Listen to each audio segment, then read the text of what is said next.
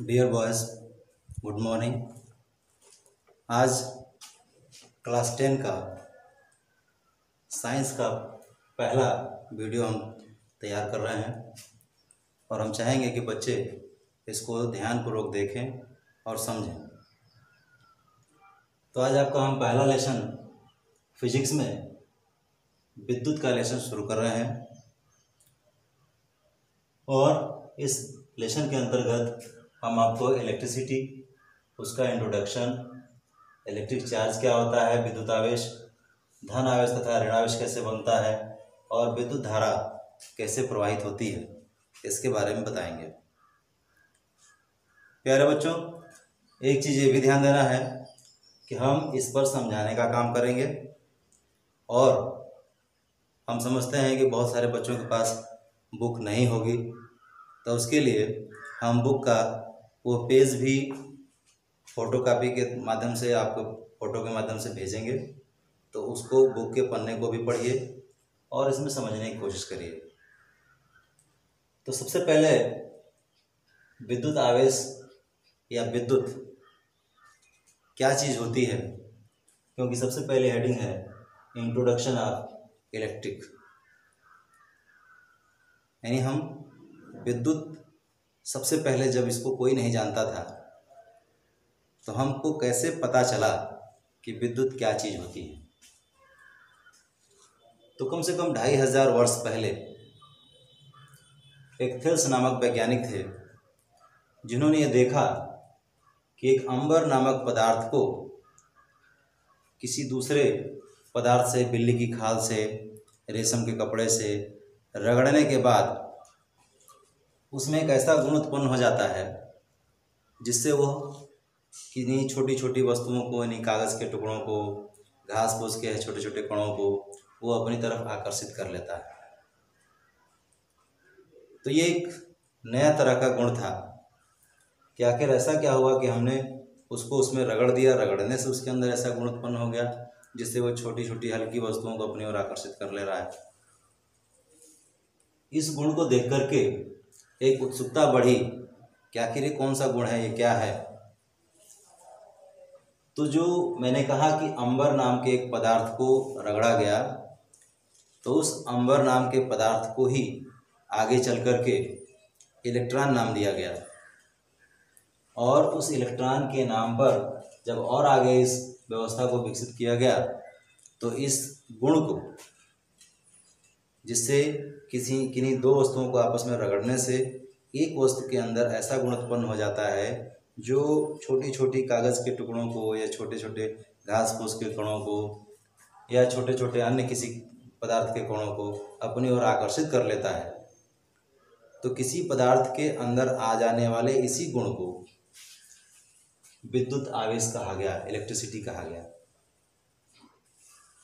अब जब हमने ये समझ लिया कि दो वस्तुओं को आपस में रगड़ने से यह गुण उत्पन्न हो रहा है, तो विद्युत आवेश क्या होता है अब इसको समझेंगे।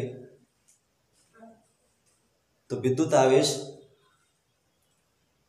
ये विद्युत का परिचय हमने पढ़ा और उसके आगे पढ़ेंगे इलेक्ट्रिक चार्ज, ये क्या होता है, कैसे उत्पन्न होता है।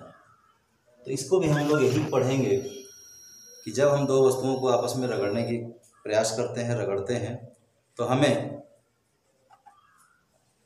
ऐसा प्राप्त होता है कि उसमें से कोई एक वस्तु के अंदर यह गुण उत्पन्न हो जाता है कि वो छोटे छोटे टुकड़ों को, कागज़ के कणों को अपनी ओर आकर्षित कर लेता है। तो जैसे कांच की छड़ हो, आबनूस की छड़ हो, इनको जो है बिल्ली की खाल से, रेशम के कपड़े से रगड़ देने से कांच की छड़ में और आबनूस की छड़ में इस तरह के गुण उत्पन्न हो जाते हैं कि वो कागज़ के छोटे छोटे हल्के हल्के कणों को अपनी ओर आकर्षित कर ले। तो उनके अंदर जो गुण उत्पन्न होता है उसी गुण को हमने विद्युत आवेश कहा।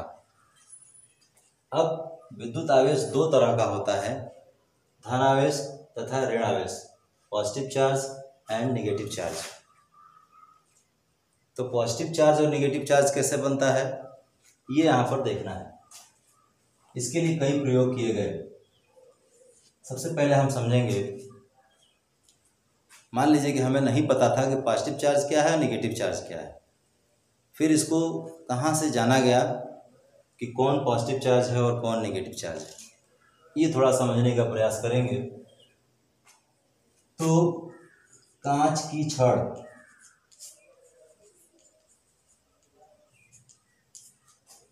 को रेशम के कपड़े से हमने एक प्रयोग किया। दो कांच की छड़ों को लिया और दोनों को रेशम के कपड़े पे रगड़ा और दोनों को एक धागे में बांध करके और एक दूसरे के समीप लाने का प्रयास किया। तो ये देखा गया कि ये दोनों कांच की छड़ें एक दूसरे को दूर की तरफ ढकेल रही हैं, अर्थात प्रतिकर्षित कर रही हैं। उसके बाद दूसरा एक प्रयोग किया गया, आबनूस की छड़।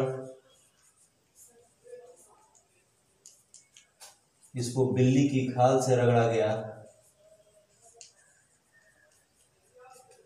आबनूस की छड़ को बिल्ली की खाल से रगड़ा गया। तो यह देखा गया कि अब दो आबनूस की छड़ों को लेकर के बिल्ली की खाल से रगड़ करके और फिर इनको एक दूसरे के पास ऐसे लटका, धागे में बांध करके लटकाया गया। तो इनमें भी हमने पाया कि ये दोनों एक दूसरे को प्रतिकर्षित करती हैं। अब उसके बाद तीसरा प्रयोग हुआ कि एक कांच की छड़ और एक आबनूस की छड़।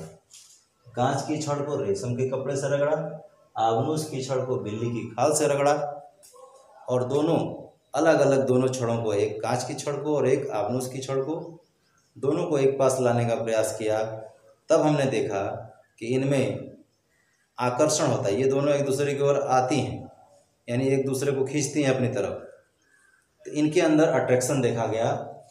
और पहले जब कांच की छड़ लिया गया था या आबनूस को आबनूस की छड़ के साथ लिया गया था, तो उनके अंदर एक दूसरे को के प्रति प्रतिकर्षण था, अर्थात रिपल्सन था। और कांच की छड़ और आबनूस की छड़ में अट्रैक्शन है, एक दूसरे की तरफ ये आकर्षित करते हैं एक दूसरे को। तो हमने देखा कि इसमें दो तरह का गुण पाया जाता है कि आकर्षण भी हो रहा है और विपरीत कांच की छड़ और आबनूस की छड़ को लेके आया तो प्रतिकर्षण। तो हमने ये माना कि निश्चित रूप से आवेश दो प्रकार का होता है, तभी दो तरह के गुण मिल रहे हैं कि हम समान छड़ों को लेकर आ रहे हैं तो उनके बीच प्रतिकर्षण है, और कांच की छड़ और आबनूस की छड़ को लेकर आ रहे हैं तो उनके बीच आकर्षण है। तो इसी अध्ययन को आगे चल करके फ्रैंकलिन नाम के एक वैज्ञानिक हुए, जिन्होंने पहले वाले आवेश को धन आवेश कहा और आबनूस की छड़ में जो आवेश उत्पन्न हुआ उसे ऋण आवेश कहा। इस प्रकार से हमें पता चला कि दो तरह के आवेश होते हैं। तो क्या समझे हम लोग कि कांच की छड़ को रेशम की छड़ से जब रगड़ा गया तो ये माना गया कि कांच की छड़ पर धन आवेश उत्पन्न हुआ, और आबनूस की छड़ को बिल्ली की खाल से रगड़ने से जो आवेश प्राप्त हो रहा है उसे कहा गया कि इस पर ऋण आवेश उत्पन्न हो रहा है। तो इस तरह से हमें पता चला कि धन आवेश तथा ऋण आवेश यानी चार्ज दो तरह का होता है, और कैसे कैसे प्राप्त हुआ, इस तरह से ये प्रयोग आपको पढ़ने को मिलेगा बुक में। इसके बाद धन आवेश तथा ऋण आवेश पढ़ लेंगे तो इसके बाद हमें इलेक्ट्रिक करंट पढ़ने को मिलेगा। विद्युत धारा, विद्युत धारा क्या होता है, कैसे प्रवाहित होता है, पहले हमको थोड़ा सा ये समझना होगा। हम एक चालक ले लेते हैं। मान लीजिए कि एक धातु का ये तार का टुकड़ा है। इसमें हम लोगों ने पढ़ा है साइंस में कि कोई भी पदार्थ परमाणु से मिलकर बना होता है, छोटे छोटे परमाणु होते हैं, और उन परमाणु क्या होता है, परमाणु के अंदर नाभिक और इसके बाहरी कक्षाओं में ये इलेक्ट्रॉन चक्कर लगाते हैं। तो कक्षा 10 में आप लोगों 9th में पढ़ा होगा परमाणु के बारे में। नाभिक पर धनावेश होता है और यहाँ बाहर इलेक्ट्रॉन जो घूमते हैं, इलेक्ट्रॉनों पर ऋण आवेश होता है। अब हम इस पदार्थ के अंदर देखते हैं कि प्लस माइनस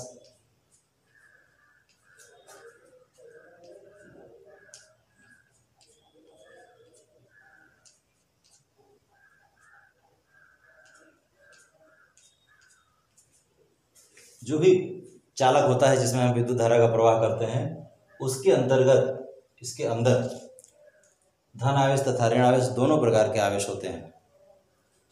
और जब इस चालक को हम इधर हमने कहा उच्च विभव और इधर निम्न विभव,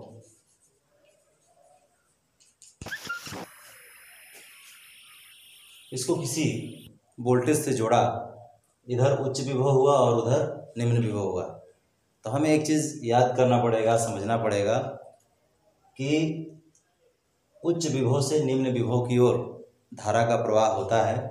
लेकिन उस स्थिति में होता क्या है, हम ये जानेंगे कि उच्च विभव से निम्न विभव की ओर धन आवेश का प्रवाह शुरू होता है, और जब धन आवेश निम्न विभव की ओर जाएगा तो जो ऋण आवेश होता है वो उच्च विभव की ओर चलने लगता है। और इस प्रकार से जब धन आवेश निम्न विभव की ओर जाता है और ऋण आवेश उच्च विभव की ओर होता है, तो जो हम बुक का पेज भेजेंगे उसको आप पढ़ेंगे तो उसमें समझ में आएगा कि विद्युत धारा सदैव उच्च विभव से निम्न विभव की ओर बहती है, यानी यह विद्युत धारा की दिशा होगी।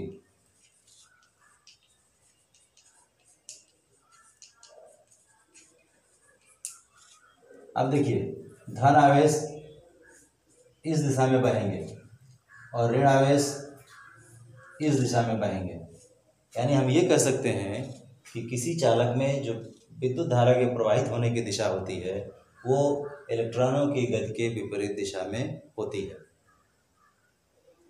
ये हमको समझना पड़ेगा, बुक को अच्छे से पढ़ेंगे, समझने की कोशिश करेंगे।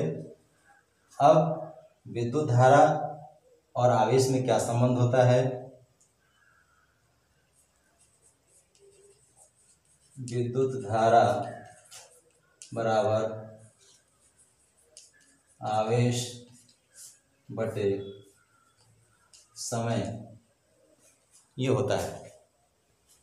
विद्युत धारा को हम I से लिखते हैं, आवेश को Q से लिखते हैं, इसको T से लिखते हैं। I बराबर Q/T। Q का मात्रक कूलाम होता है और ये समय सेकेंड।